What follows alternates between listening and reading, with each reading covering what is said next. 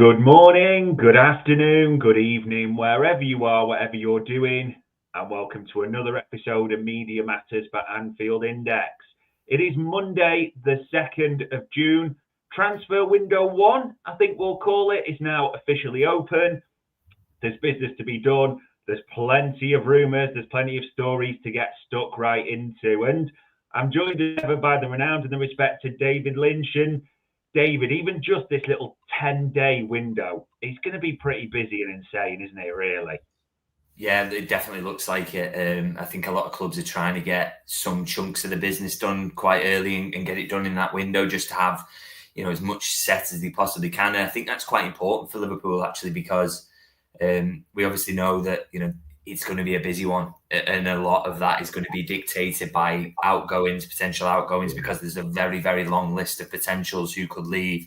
And so it makes sense to kind of have, if you can get 2 or 3 boxed off in that early window and know that's done, and then you have to get into, get stuck into the rest in the later window, it makes sense to do that, really. And they've done a lot of legwork on a lot of deals. They already got one over the line. There's a couple that could come into play this week before it's out.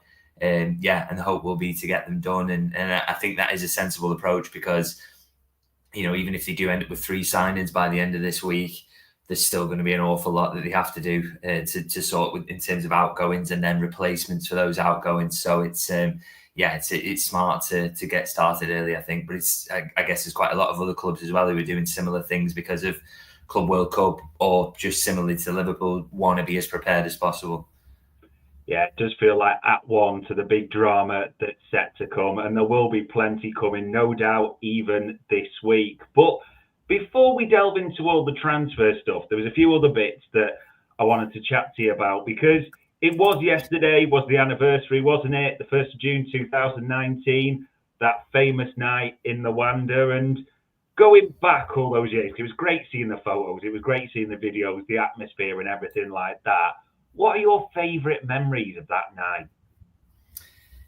Yeah, well, it's just absolutely incredible. Probably, really a privilege to be there, to be honest. And I think my main kind of memory of the night was kind of a feeling of relief, really, because I think, you've seen how good that team was and the steps it had taken. They just narrowly missed out in the Premier League. And I think if they'd have suffered defeat in the Champions League final, what an incredible blow that would have been. As it was, they got over the line in that final, and then that set them up for kind of an era of glory, really. But that was the first big one that they caught, and so it was, a bit relief, really, that the team managed to get over the line in a pretty ugly game. But it didn't matter to Liverpool that it was all about just somehow winning it, and they did manage to do that. And I think they showed a bit more kind of nous than Tottenham, and it was very much this team saying, we don't care what this game looks like. We are getting ourselves over the line by hook or by crook, and they did it. And so, as I say, I think feeling of relief around it. Good memories of. I didn't get much of a night out after, I'll be honest, because we finished up so incredibly late. I think I met my mates and had a couple of pints, and then it was pretty much bedtime to get up and then start writing up all the quotes in the mix zone. But really, really good memories of the day, and. One of those that kind of lived with me forever, really, and we'll always remember kind of Jurgen Klopp coming up to me and giving me a big hug in the mix zone after as well, and that was really nice. So, really good memories, and the start of a kind of incredible journey, really, for this Liverpool side. It was actually the first season, from a personal perspective, that I'd been back out from working for the club. I was at the Evening Standard at the start of that season, and it went pretty well from then on in. So, really, really good memories. Yeah, and crazy to think now, all this time later, there's 1, 2, 3, 4 of those players will still be left at Liverpool by the end of the season. But famous memories from that one. And speaking of departures, we've got plenty to talk about on this. But an assistant, maybe that wasn't the first departure people had posted of the summer. Jonny Heitinga is now Ajax's head coach on a 2-year contract. It's always difficult, I think, to assess an assistant and exactly what they do. But the impression you got from Arne Slot is, and the club, this feels like a bit of a loss for Liverpool. Yeah, you can only kind of take the word of the manager around this sort of stuff, because it is very hard to get an idea of kind of exactly how much influence a coach has and what is the manager I did feel like I had a better feel of that around when it was Pep Lijnders, just from speaking to people around the club. But because this is a kind of still a very newish setup, or it feels like it to us, it is tough to get a real idea of that. I did think it was very interesting that Slot said in the embargo section a few weeks back that kind of if he's smart, he'll stick around with us rather than going to Ajax. So he obviously thought that maybe he could do with a little bit more experience. But I guess for Heitinga, so hard to turn down, isn't it? That opportunity to go back to Ajax and the biggest club in Holland, and they kind of just lost the title on the last couple of weeks, haven't they? So there's opportunity for growth there to do better, but also probably a pretty good basis to work with as well. So it'll be interesting to see how he does. And in terms of whether it's a loss for Liverpool, as I say, very, very hard to judge. And even if the results are different next season, you probably can't put it all at the feet of losing an assistant manager. So it's very, very hard to say. But one thing you would say is that Liverpool tend to be quite good at replacing these outgoing coaches and players and everything like that. So I'm sure they'll make a smart appointment. I was going to ask about the appointment because there's nothing concrete. We know Liverpool are looking clearly that the club have made that clear. But the names mentioned, you've probably seen them like Kuyt, Thiago, Stevie G in the mix as well. Etienne Reinders' names come back up as well. Is there any sort of update on that? Or is it just that we know the club are looking at the moment? Yeah, I think Dirk Kuyt's definitely in the mix. In terms of whether that's kind of advanced or anything, struggling to find out at the moment. But I'm pretty certain from kind of a couple of calls I made that he's in the mix at the very least. I think that might be true of Marino Pusic as well, maybe, who was Arne Slot's assistant at Feyenoord again. I just get the impression from conversations I've had that he is in the mix. I'm not sure we've kind of honed in, or I've certainly not got that impression right now at the moment that they've honed in on any particular candidate, but we'll see. Obviously, they'll want that in place by pre-season, so I imagine that story will move quite quickly. But that's a couple of names I can maybe vouch for being in the mix. But in terms of who it's going to be, and I know Etienne Ryan, he obviously had trouble with the visas last time. I'm not sure whether that would have been resolved in any way. Obviously, he still stayed at Feyenoord. Would be quite an attractive option because he looks after set pieces as well, which is something Liverpool probably need to eke a little bit of improvement out of next season. So he's an interesting name, but I have no idea if the visa issue has been solved or not. So I can vouch for those couple of names being in there, but not sure about him. And maybe it could be a completely left field candidate as well that we've not necessarily considered. Will be interesting to see who it is. I mean, one that we definitely know it isn't, Pep Lijnders. He's set to join, isn't he, Pep Guardiola at City? And there's real mixed views on this because people have quoted that interview we did where he said, "I'll never be assistant again. It's management for me after being of Jurgen." Some people don't seem forced. Some people say, well, we saw what happened in the last season with him in charge of tactics. Where do you stand on this whole Lijnders to City scenario?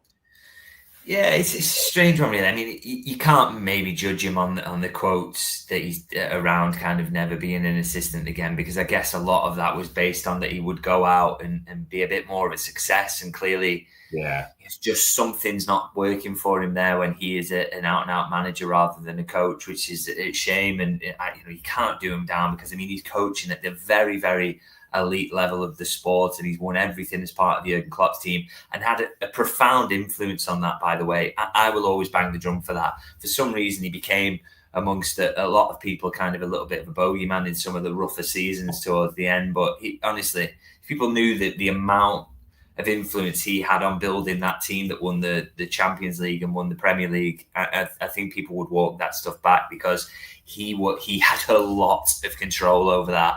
In terms of the tactical framework and building that up. So I think that would really surprise people, actually. So he's very, very good at that. It's just not working out for him as a manager. And I guess when that happens, then he's got to look at his options and move back to the northwest of England where he was comfortable and happy. It is attractive working with Pep Guardiola, of course, one of the greatest coaches of all time. That's got to be attractive to you. So you can't necessarily hold it against him and say, he's a massive hypocrite. Equally, there is emotion in football as well. And I think, to go to Manchester City and try and aid them in their pursuit of trophies, that, I think fans are allowed to be a little bit hurt by that as well. Be competing against Liverpool, trying to undermine Liverpool next season. and it's not very long since he left, and he said those things. So I can understand that as well, and I think it's fair. I think that's how we should all approach football: is to be, not angry, but a little bit upset about that, maybe, because it's like I say, he's trying to hurt Liverpool, isn't he? Now coming into next season, which is not an ideal situation. So I can understand that emotion as well. But I think it's a smart appointment for City because, like I say, I think he's very, very good. Well, we'll see. Hopefully it goes absolutely disastrously in this one, but time will tell on that. And other things that are coming this week. I mean, I didn't even realise till the club put it out. 20 Reds are called up for international duty. Some more formal games, some friendly, some qualifiers, some in finals. Will you be watching any of the internationals at all? Probably not, to be honest.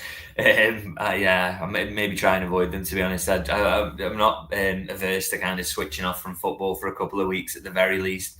Maybe I'll catch a bit of the Club World Cup when that starts. But I'm not going to go out of my way to watch the internationals unless my wife's going out for some reason in the evening and I've got literally nothing else to do. But I wouldn't mind a break from football, to be honest, because it's just absolutely constant, isn't it? I'm sure some of the players who are involved in this feel very similarly about it, to be honest. But I probably won't be keeping an eye on too many of these. And I'm sure I'll see the highlights reel from a couple of players who Liverpool are interested in, at least. We will get on to sort of the transfers, contracts, and all the latest that we normally do. Is there any thought from you that this could disturb this transfer window a little bit? Because quite a few are playing like friendlies, that's fine. But there's Nation League semi-finals and finals. There's qualifiers for South America and different bits. Is this going to disrupt what Liverpool might want to do in terms of departures and incomings, do you reckon? Yeah, it definitely doesn't help. There's no doubt about that, because it basically restricts the amount of days that you can do things. If you want to do a player's medical on a Thursday and they've got a game or whatever, that's not happening. If the training's bang in the middle of the day and the manager says he doesn't want that disturbed or whatever, again, the federations are well within the rights to kind of put the foot down and make it difficult for clubs when they do the business. So what you've got to do if you want to complete a deal in this window is make sure you get all your ducks in a row, basically line the whole thing up, and then you'll be able to say to federations, look, when we come in, do a quick medical, do our interview with him, done. So they've got to work around them, which is absolutely fair because they're in they're taking care of the players now in this window. So it does complicate things slightly, but it doesn't make it impossible. We've seen it so many times that they can do that. So, but they've just got to be careful about how they do it and be very, very efficient in terms of flying out the media team and those sorts of things. So, I don't think it puts a ban on any of these moves happening, and you probably will see a couple of them get done while they're in camp. But it's just something for them to think about. Yeah, it will be interesting to see how that gets navigated. And we'll jump into that section because it's all the chat panel seems to be interested in, funnily enough. And we'll start in terms of the outgoing section. Now, this one looks 99.9% done, doesn't it? Caoimhín Kelleher, the fee's been agreed, it seems, with add-ons, 80 million quid to Brentford. It just feels right, though, this, doesn't it? A good move. It'll be number one, a decent fee with a year left. Just sort of a nice departure. Is that fair to say? Yeah, I think it's one of those that you can say kind of works for everyone. I think Brentford kind of will look at it. I mean, it's initial 12 million with 6 million worth of add-ons. So they'll look at it and think from their end, we've got a good deal there for a very, very experienced goalkeeper who's won a couple of League Cups, got to another final, and played a lot of Premier League and Champions League football for a backup. Is brilliant with his feet, great shot stopper, everything. He's just a very, very high quality player, and he's still young as well. So he's going to get even better, you would hope. So great deal for them. Great deal for Liverpool, as you say, to have that top end figure of 18 million with 1 year left on his deal. And also a great move for Kelleher because I think it's a very good club that's solid and stable. And they play an exciting brand of football at times as well. I quite like watching Brentford. They do absolute goal fest a lot of the time. So he might be busy at times as well. They're very open, or they have been this season anyway. Maybe that wasn't the true in the past, but they've been a bit more open this season, which is good fun to watch. So he might be busy and involved, but it's a really stable environment. And you look at kind of Vandenberg going there, and he's absolutely flourished. And I just think it's a very, very good club to move to. a smart one for him, because that spot has opened up for him to be number one there, and Liverpool have granted his wish to let him go and play first team football. So, like I say, one of those rare deals you can kind of look at and say absolutely everybody is winning from that one. Yeah, a few comments in there. Vinicio said a low fee for Kuyt, but he needs to play regularly. And there's also suspicion or stories around, could this be linked to Leverkusen, because they've just signed Brentford's former number one, haven't they? Flecken, or about to. So they're trying to use that as a building block. We'll have to see on that one. But sticking on outgoings, I didn't think I'd be saying this too often, but people's stories or speeches, if you want to call it that, on Instagram. Luis Diaz seemed to put one, and people latched onto a few words like, I'll always carry it in my heart. And then Luis Diaz's other half talked about it, that carrying it forward and something forever. And there's been a lot of Luis Diaz stories around. Paul Joyce mentioned it, and the Telegraph went. Al Nassr seemed to be in for him. Is this starting to feel like Luis Diaz could be leaving Liverpool? Yeah, I mean, it is a concrete possibility, you can say. I mean, it's really, really kind of risky to make any concrete predictions in the transfer window, as you know, as I know. But there's a lot of ingredients here, which we have been speaking about for months, to be honest. 28 years of age, 2 years left on his contract, big interest from clubs who can pay the money, not just Barca, but that Saudi interest is massive, and doesn't seem like the player's completely shooting that down. And I know there keeps being talk about, Liverpool want to give him a contract and stuff. I'm a little skeptical about that. I think age, what he's on money-wise, to give him a big pay rise now and an extension that would run him into his 30s for a player who absolutely runs himself into the ground, I don't think would be a sensible decision. And my belief is that Liverpool thinks similarly. So a lot of ingredients there for that to happen. So, if an offer comes in that the player seems that he would be willing to entertain, then it looks like, the ingredients are there for him to go. And I think those messages, they don't quite say goodbye, did he? But I mean, it's interesting that both of them have put those out there, and kind of, very heartfelt messages. It seems like it's at least something that very much could happen. So, you can't be concrete on it yet, because things have got to happen, which is the bid has got to come in. Player's got to accept it, contract's got to be right for him, or whatever, the move's got to be right for his family, all those things. But it's clearly something that could develop in the next few weeks or so, and I think those messages just add to that feeling. So if I was a betting man now, I would kind of maybe lean towards more that he will go than stay. But it's, all these things are possible at the moment, and we just have to kind of hang tight till something concrete kind of happens there. Yeah, definitely on the ones to watch list, no doubts about it at all. And other maybe younger players, Jayden Danns, a lot of the reports, Sunderland, their Northern Echo reporting that they'll come back in, it's expected, for a loan move for Jayden Danns. Don't want to be sort of derogatory of Sunderland. Is that a good move for Jayden Danns, going to, let's be honest, what's going to be right at the bottom of the Premier League and maybe in a struggling side? Does that feel like a good move for him if it happens?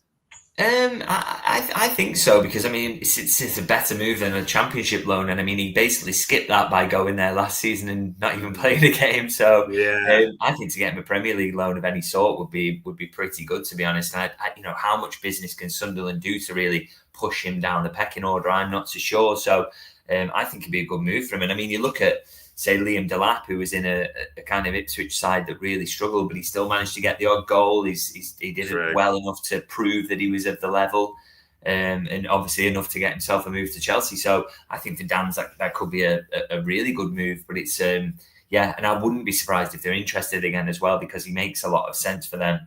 He did in the Championship, and it was a shame that injury just wouldn't ease up for him, but they obviously really like him, and I think if Liverpool could get that move going, I think they would be absolutely happy with that, and I think the player would be, and Sunderland would be as well. Yeah, maybe it would work out for all parties. And this deal was came up on Sky this morning. I don't know why they're calling it like breaking news, because this has been out there for ages that Everton like Ben Doak. I mean, many have reported on this. Paul Joyce had a big article as well. I just think that's known, but it feels a bit more real now that Everton might do something about that. Yeah, so I mean, this definitely came from the kind of Everton side a couple of weeks ago. So 100% there's interest there, and I think it'd be a really good move for Doug. To be honest, I think David Moyes, very very good manager. Everton don't, for me, I would predict confidently they won't be in a relegation battle next season because I think Moyes is too good for that, and I think they will make some smart signings as well. So I think it'd be and he can stay local as well, doesn't even have to move house. So. A lot to appeal really in terms of that. So yeah, I would expect that one to move. I think there might be some competition elsewhere for him. I believe Bournemouth might have a little bit of an interest in him as well. So that's one to keep an eye on. Crystal Palace have been interested previously. Yeah. So there's a few clubs in the mix there, but I've said for a while now that I think he would move permanently in this window, and I stick to my guns on that one. Yeah, you would expect that one to happen for him. And I mean, in terms of the incomings, we've got one confirmed. Jeremy Firmpong is a red, done his videos, done his interviews. I mean, the one thing it's important to say, I think, about Jeremy Firmpong, he just seems like a nice guy, but it seems like he's going to be a fun signing as well, doesn't he? Yeah, he seems like he's really kind of pleased to be here. And I mean, to be honest, we probably shouldn't take that as a sign of anything after the Chiesa one, because he was delighted and it didn't quite work out for him. But I think it's always a really, really good start, isn't it? If the players seems like they're absolutely delighted to be there. And I think he suggested in that video, didn't he, that his dad might have been a Liverpool fan as well. So that's really, really nice, and what a moment for them as a family. So just counts to the Liverpool approach really, which is to try and sign players who are good lads really. So it seems like they've got another one here, and they've got one who's a really good talent who can play all up and down that right hand side, so should get plenty of games as well. So it's an exciting one, and a good start to the summer as well. Because I mean, at that price point, very very low price point, I think you would have, if that release clause wasn't there, how much would you be paying for him? So it's a very smart start to the window, definitely. Yeah, especially in those 3 installments, it does just seem good, smart business that way. And this is the one the chat panel is going pretty insane about. Everyone's waiting, looking for developments on Florian Wirtz. It is the biggest saga of the summer. There's no two ways about it. And there's been reports this morning that Liverpool's second bid has been rejected, but it's important to frame this in the right way.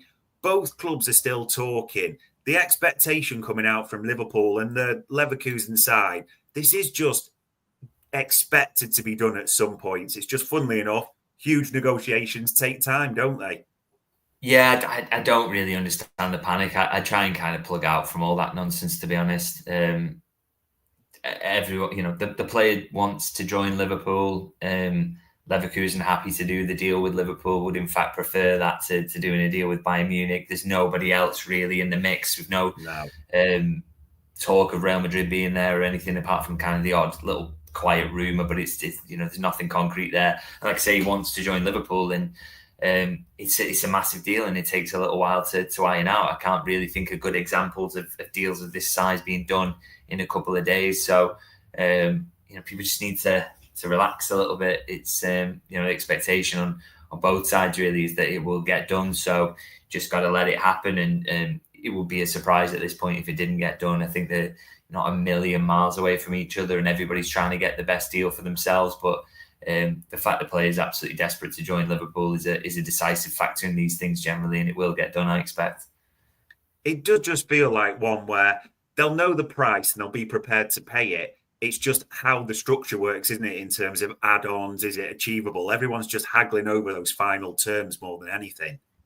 Yeah, by the sounds of things, absolutely. And I, would say, and I always say this about transfers, is kind of we're not right there in the boardroom while it's getting done. So, you can't always see, you don't always get the kind of truthful insight into where this is going. But and I think Leverkusen are using the media, Liverpool are using the media. It's kind of both sides are battling each other. But I don't get the impression at all when you speak to people about this that there's kind of real butting of heads in between the two recruitment staff and all that kind of thing. And it's not a kind of really negative and I'm trying to think of a better word than Aggie, but what I'm kind of saying in terms of confrontational negotiation in any sense. I think there's good relations there between the clubs. So I've just at no point been given a vibe that this is anything to worry about, and it just takes a few days. So, they've got that kind of mini deadline, haven't they, of the first transfer window closing? Yeah. I'm pretty confident it'll get done by then. Fingers crossed. We'll wait for news on that one. And this one kind of went quiet, but then a Fabrizio Romano tweet and a few other quotes sort of sent it back into overdrive a little bit. Are we expecting anything, do you think, with Milos Kerkez to happen in this first window, if we're going to call it that? Yeah, I think there's a big chance this one gets done in the first window as well. That's why I said kind of 2 to 3 signings maybe in this window. I think, if they can get this Wirtz one wrapped up in the next couple of days, there's a real opportunity to then kind of turn their attentions to this and really make a push and get this one over the line. So I don't think they're going to have any trouble with buy-in from the player, that's for sure. He is absolutely desperate to move to Liverpool. And again, it's just a case of kind of getting the fee right with Bournemouth but a chance to do that before this first window is up. So because the clubs are talking a little bit now and rough outline is there. I think Bournemouth are kind of really, really pushing for that top end of their fee, which is 45 million was their expectation. But I think Liverpool are willing to get close, I think. So, and the player's desperate again. So there's a lot of things that are pointing towards this one getting done again. I don't think that, I don't think like Wirtz, I think that's more likely to get done in this first window, but there's every chance that both do. And again, not one to be concerned about yet. There's every chance it kind of ramps up in the next few days or so. He's one that is probably linked to it a bit, and we've talked about this name before. Rayan Aït-Nouri, the Wolves player. The stories have broke this morning, haven't they, that Manchester City are in for him, and Manchester City, we know, have looked at Kerkez. So that's probably another marker that everyone's expecting Kerkez to end up here. Absolutely, yeah. So, I mentioned Aït-Nouri a few weeks back on the basis that he was kind of there as a deal that Liverpool thought that they could do as well. And I know there's talk about Wolves giving him a new contract. I never bought that at any point, really expected him to move on in this window. And I think what it shows you really, and you're seeing this all through the window actually, is that Liverpool and Man City are shopping in the same market, basically. One of them would get Kerkez, one of them would get Aït-Nouri because they're the elite left fullbacks who are on the market at around that kind of 45-50 million price mark. Similarly with Wirtz, if Liverpool hadn't won that race, they would have been in for Ryan Cherky. So I think it just shows you that they're in that kind of similar market, really. And I think it's quite clear who won the one with the Wirtz one, because he's obviously the slightly better option there. I think it's fair to say. Not quite sure how it's kind of panned out in terms of Kerkez and Aït-Nouri and who thinks they've got the better one there. But I think it's clear what's happening is that City are going for that deal because they don't think Kerkez is gettable, because all the signs point to the fact that he's going to move to Liverpool. So, it's just an interesting one, I think, about those two competing in that similar market for what would be considered smart signings who would make a team with their ambitions even better. Yeah, they are the competition, it feels, for next season. No two ways about it. And I should almost double back a little bit on outgoings, because if you were mentioning this, and K-Mac Channel mentions it there, certain names like Elliott and Quansah and Morton, because there's been quite a lot of talk that as part of this Wirtz deal, a player could be included. Have you heard anything on that? Because the names do seem to be Harvey Elliott, Jarell Quansah, and possibly Tyler Morton being in there. Yeah, I don't doubt for a second that there's interest from Bayer Leverkusen in those three players. But what I would be surprised if the deal was inclusive of them in any way, to be honest, because I think for PSR terms, it makes very, very little sense to do that.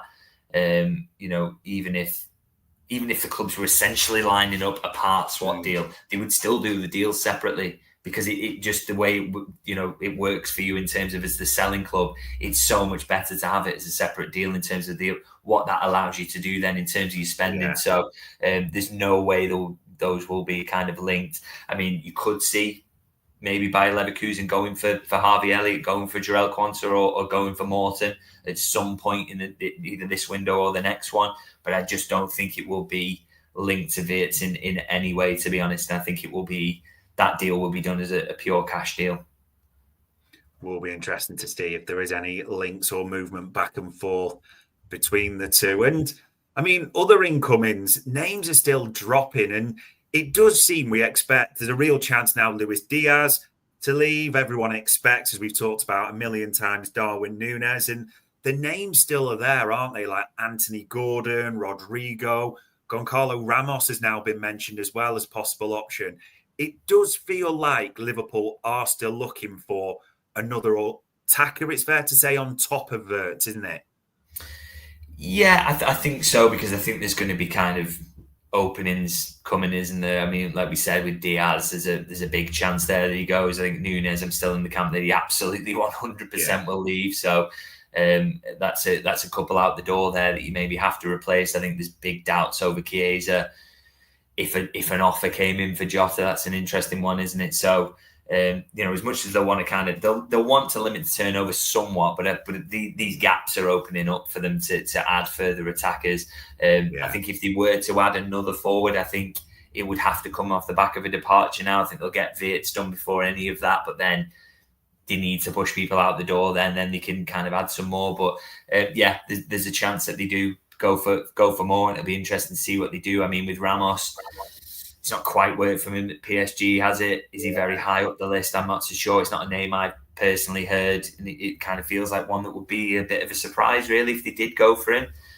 But they're clearly having a look at that striker market as well, so which I think maybe shows that they want a good option there who is reliable, which is something they've just not had this season. They've had to use Diaz there. They've had Jota constantly injured. Núñez very, very inconsistent. So they clearly want someone who can operate in that space and do so consistently. So nothing kind of has concretely moved on that just yet. Would keep an eye on Ekitike because profile-wise, age-wise, there's been some contact with his camp. But they do contact the camps of a lot of players, by the way. So, I don't think you should read too much into that. But I think he's maybe there and kind of in the mix as possibilities. I think maybe that one's going to move to the net, not to be done in this first window, but something I can feel fairly confident in saying. Yeah, it does feel like it will take departures, and we'll see who those are. But I think we've got a fair semblance of who it will be. And talking departures, we're hoping this doesn't happen. And Paul Gorst had it in the Echo this morning, that suggestion that with Ibou Konaté, that it has moved a little bit forward, that there has been recent talks with his agents. So it does seem there's a little bit more hope around that than there was recently. Yeah, I've not heard anything that's kind of absolutely groundbreaking in terms of that moving forward, but they're talking at the moment. So I think that's always encouraging. It's not the case of kind of, you think of Salah and Van Dijk, that the talks didn't massively open till much later than you would have hoped for, really. And obviously dragged on for a while. So this has been going on for a while, that they've been in talks, and just hopefully they can get closer on that. As I say, I still think that's very, very hard to call in terms of which way it goes. But I think what you're getting is an impression that the player wants to stay. I think Liverpool aren't going to want to give themselves so much to do by allowing him to leave as well. So, you err on the side of optimism with that one, but it's still in the balance, I'd say. Yeah, fingers crossed. That does feel like an important one to get done this summer. We'll see what this window and very soon what the next window brings at the same time as well. And I mean, we've mentioned a few other clubs like City and their business, and we're keeping an eye on other rivals. That City are the ones that look like the most active at the moment. You mentioned Rayan Cherki. We expect that one to get done. It looks like Nouri, so they're bringing in a left back. Arsenal also with Sesko seems to be the current one. And a lot of quoting that Victor Gyökeres seems to be Liverpool favourites at the moment on the betting market, which I'm not quite sure about. Is there any moves for rivals at the moment that you're thinking like, that's an interesting one? Because I'm just being objective and looking at the traffic, and Wirtz to Liverpool seems like the biggest move of the window, bar none, by a mile at the moment. Yeah, I think you're right about that. I think it's the one signing you kind of look at that we know about so far, or that is a kind of possibility that would kind of strike fear into your rivals. Because it's literally, I think there's every chance this summer window ends and he is the best player that's moved in it. Now, whether he comes and translates that to the Premier League, or he fits in at Liverpool, or it works out, or he avoids injuries, all those things are up in the air. So you can never get too cocky in terms of predicting that it's going to be a success. But I think on the basis of what we know now, I'd be amazed if a better player than him moves in this transfer window. So, I mean, that's pretty good going if Liverpool can get that over the line. And as I said, we would expect that would be the case. in terms of what others are doing, obviously City and Arsenal are the ones you kind of keep an eye on. I think with Cherki, very, very good player who will fit their style of play very nicely, but he isn't Wirtz. So, they've kind of moved on to second best there, which is what Liverpool would have done if this had gone the other way. So that encourages you a little bit. Reinders, by all accounts, a fantastic player. But I heard Josh Williams on his podcast, which is fantastic, by the way, distance covered. People should listen to that. It's talking about Reinders not really giving very much on the defensive end, which, City, I think a lot of their problems are in that. So they really need to kind of sort that out. So if he's not doing that in midfield, then they're putting a lot on Rodri coming back and being absolutely on it. I mean, maybe he will. He's unbelievable. But yeah, that's a concern for them. And, Seshko to Arsenal, again, we talked about the striker market and kind of all the question marks there. I think with Seshko is kind of, is he consistent enough? Is he going to be able to do it in this league? I think all the question marks are there. So really, I think if you were City and Arsenal, you could have been doing with a signing more like a Wirtz that feels like it's as close to a home run as you can possibly get, rather than signings that have got some question marks over them, because they're the ones who it's on them now to close the gap. And Liverpool are trying to widen that gap. So, but there's a long way to go in the market. And I guess we'll keep an eye on what everyone's business looks like when the window comes to a close, because I think that's only fair. But at the moment, it's looking pretty good for Liverpool, I'd say. Yeah, there's no award for winning the transfer window, despite what some clubs have said historically. But in terms of just on the surface, you look at it and you want to be fair on this. We've got Sauer, an elite attacker. Wirtz will come in, you'd probably put him in the elite attacker. Arsenal have got talents, but no one in that bracket. City, you couldn't really argue that Haaland isn't in that bracket as well. But it would give us really two elite attackers against the rest, wouldn't it? Yeah, and possibly more to come as well, which is, is the idea for Liverpool, is that probably more changes to that front line are possible. So that's a little bit of a worry, I guess, for everybody else. And they've just, the pressure is on them to get the signings right. They absolutely have to, because, they've got to close that gap. And if these players don't genuinely improve, then they've got serious problems for next season. So, whereas Liverpool, they at least know that their baseline performance is this squad they've currently got now is a Premier League title win. So that's not bad at all. So, pressure's on them to kind of get them right. And, that Wirtz one with City is a big early win for Liverpool in the window. But of course, we've got to see how that translates to the actual grass and the football games themselves. But on the surface of it, it's a decent start, and we'll see what City and Arsenal can do over the coming months. Will be interesting to see. And I mean, there was the game. The season officially ended on Saturday, didn't it? Where PSG battered Inter in the Champions League final. I mean, that was probably the biggest hiding I can remember in a Champions League final, isn't it? It was just completely one-sided. Yeah, but kind of not surprising either, because you knew how good PSG were when we played against them. I thought they were just absolutely phenomenal. I think I said at the time, I thought they were the team that was going to go on and win it. It wasn't just because they'd knocked Liverpool out. It was just everything you saw from them, the pace, physicality, quality, ability to kind of dictate the game, fluidity in the front line, just literally everything you need in an elite football team, and they have got it. And they had a kind of couple of close calls on the way through. Obviously, needed penalties to beat Liverpool. Yeah. Villa gave them a bit of a scare at times. The Arsenal game was tight at points. But then, you kind of felt that someone was going to be on the end of a hiding because they were just that good. So, unfortunately for Inter, it was them. But, I mean, in terms of what a deserving Champions League winner that was, because they are just the best team in Europe at the moment, and they've just shown it over this year's competition. Arne Slot has talked about them a few times in his press conference, and we've mentioned it before. You look at their style with their flying fullbacks, almost Dembele playing that false nine. Do you think that is coming to the mix with the way we're going to look at Liverpool next season, that KERKEZ, Firmpong, talk of Wirtz could be a false nine? No one's quite certain on that role yet, but Arne Slot looking at PSG as a model for next season. Yeah, because he's spoken about them so much, hasn't he? And I remember him kind of comparing Conor Bradley's qualities to Hakimi, and I think Frimpong's got a bit about that about him as well. He's kind of high up pace, energy. And they do seem to be kind of, I don't think you would put Wirtz in this, although he's quite quick, actually. He's deceptively quick. So he does have a bit of that, actually, to contradict myself immediately. But I look at KERKEZ and I look at Firmpong, kind of physical outliers, really. So quick, strong as well. I think that's something that Liverpool really want to add this summer and are looking to do so. So, I think that's the next step for Liverpool, really, is to add that physicality to the team and make sure that, it's not just about you have to unpick the team and it has to be perfect passes every time. Sometimes you can just overpower teams or outpace them completely. So, I think it'd be nice to see Liverpool go down that route and try and be a little bit more PSG because, like I said, they're the best team in Europe. So that should be the aim.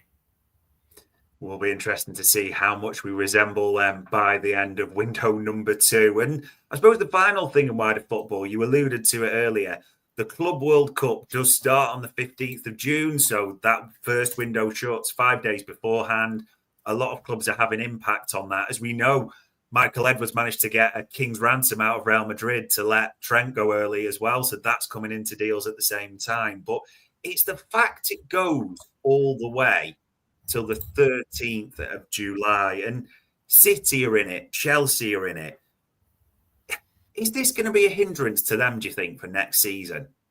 I would imagine so, yeah. I mean, again, kind of, it's very difficult to predict these things and how they'll play out. But I mean, it can't bode well for them, can it? I just think, particularly City, who are more Liverpool's business, really, in terms of competing for the title. And I still don't think Chelsea are going to be there next season. I think, they've got to use it as kind of a pre-season at the end of the season, which seems absolutely nuts, really. It's going to take something out of the players that they're there. When they come back, are they going to be right? How much pre-season work can you do then? Or are you going to have to put it all in now when they're already exhausted from a long season where they've really had to battle? I just think it's kind of the timing of it is nuts. And it is a good thing for Liverpool that they're not in it, really, because I just think it's going to hurt City's start to the season, or I wouldn't be surprised if it really hurts City in terms of their start to the season. I think that makes it really tough for them. So, for Liverpool, that's a bonus, because if you can make a really sharp start to things, then they can almost run away again as they did this season, or that'll be the aim. So, it's not ideal for Manchester City at all, I'd say, and Chelsea in terms of whatever their aims are for next season. There is some, I don't know, it'd be fair to say there's a few interesting looking games in there for the big guns. Will you be watching any of it at all? Yeah, probably. I mean, there's not much else going on at that point, so might as well try and catch a bit of it. Who the hell is broadcasting it? Do you know what I've kind of realised as well? I know absolutely nothing about this competition. I don't know why anybody's qualified. I don't know why Liverpool aren't there. I don't know what Liverpool have to do to be there next time. I genuinely just know very little about it because it's not on Liverpool's radar. I've just not been paying any attention to it whatsoever. So I don't know an awful lot about it, really. But yeah, I'll probably catch a little bit and learn a bit about it as it goes on, really. But it's very, very strange that it's going on, really, and very strange, by the way, that Real Madrid thought it was worth paying, nearly £9 million to Liverpool to have Trent for it. But again, maybe their consideration there is almost a bit of a pre-season beforehand, or whatever, try and bed players in at that point, and it costs you a pre-season. I'm not really sure, but it's a bizarre tournament, and I'm sure there's going to be loads of interesting results because of who's taking it seriously versus who's not. And yeah, it's a weird one, so it'll be really interesting from that perspective. I'm sure I'll try and catch a couple of games, definitely. Has that feeling that the players won't really care about missing out, but maybe the bean accountants or the accountants are thinking we maybe missed out on a little bit of cash there, but we'll see what develops. I think probably to finish it, it's important to almost loop back to what we said at the start. It's the 2nd of June now. Probably by the time we're talking a week's time, it'll be the end of transfer window 1 or coming up towards the end. We are expecting probably a fair bit to have accelerated in that time, aren't we? Yeah, I think Wirtz will be done by then. That's my feeling. And I wouldn't be shocked if KERKEZ is close at least at that point. So yeah, could be an absolutely crazy week. Again, you're probably killing yourself making any predictions about the transfer window because things are back and forth and things change really quickly. But as things stand, as we're talking now, that's the kind of feeling. So it could be a very, very busy week. Does feel that way. Fingers crossed Liverpool end up on the right side of it. But there we go, ladies and gents. A lot happening on and off the pitch, a lot happening in world football. You'll decide whether you're interested in that or not at all. All it leaves me to say as ever is, David, for the time, the insight and answering all the questions. It is much appreciated. Thank you. And ladies and gents, that was another Media Matters